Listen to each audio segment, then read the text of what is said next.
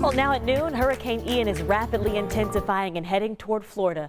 Right now, many cities and towns are preparing to evacuate. Nearly an hour ago, we learned that 3/4 of the line workers from our local IBEW 1393 are already staged or en route to Florida, Georgia, and Puerto Rico. They tell 13 News they plan to go to the Tampa Bay area after the storm. You are looking live at the track of this storm right now. The exact location of Hurricane Ian's landfall will make a dramatic difference in the location of the storm surge. The hurricane is expected to bring some life-threatening storm surge and heavy rainfall. Well, meanwhile, Indiana Task Force 1 has been mobilized to help and support people in the path of Hurricane Ian. This afternoon, 45 first responders with specific skills plus 6 support staff members all were deployed from Indianapolis. Well, this group will be heading down to Alabama to provide any assistance needed with this potentially destructive storm. 13 News has learned that Disney World will be impacted by Ian. Tomorrow, Disney will announce some temporary resort closures. Also, some schools have already closed in Florida. Today, the military will begin moving and ships and aircraft out of the area. And if you have family in that area, Tampa's International Airport is suspending all operations by 5 p.m. today. Well, 5 Red Cross volunteers from Indiana are set up on the eastern part of Florida in the Orlando area. The Red Cross will be there before the storm, during, and after Hurricane Ian moves out of the area. Right now, there are around 318 Red Cross volunteers and staff in Florida. A majority of them are in the Orlando area, which is the evacuation area for residents who live on the western part of the state. The Red Cross is bringing equipment to help set up shelters and cots and bathrooms for families to use. They're also bringing emergency vehicles, so when the hurricane passes, they'll be able to go out in communities and help families that are in need.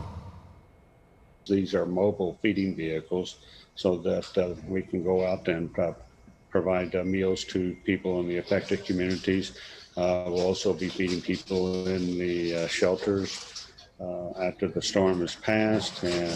And so we have lots of material resources as well as the human resources that we need to provide these services. Well, as Hurricane Ian approaches Florida, it has already triggered preparations all across the state.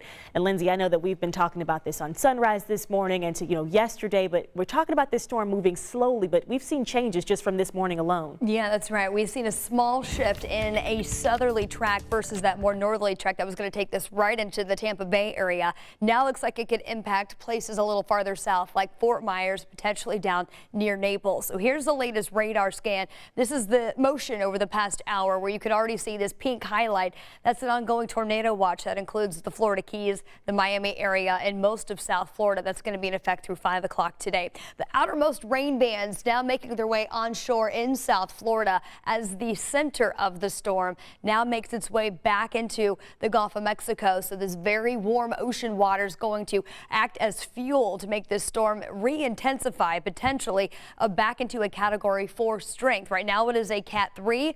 This is as of just a few moments ago from the National Hurricane Center with 115-mile-per-hour sustained winds. Over the next couple of hours, this storm is set to track off to the north as a Category 3, becoming a Category 4 storm here within the next 24 hours and could potentially make landfall here as we get into our Wednesday late in the evening into early Thursday morning, right in between the Tampa area and the Fort Myers area before weakening, making its way further onshore as we get into Friday. We're going to continue to track this storm, talk the potential threats, the storm surge, as well as our local forecast. A little bit of a cooling trend here locally. We'll break that down coming up in just a bit. Lindsay, thank you. And in between newscasts, you can keep up with Hurricane Ian's track and impact by heading to the 13 Weather app and read that live blog there. You can also learn more about its strength and its path that it's expected to take.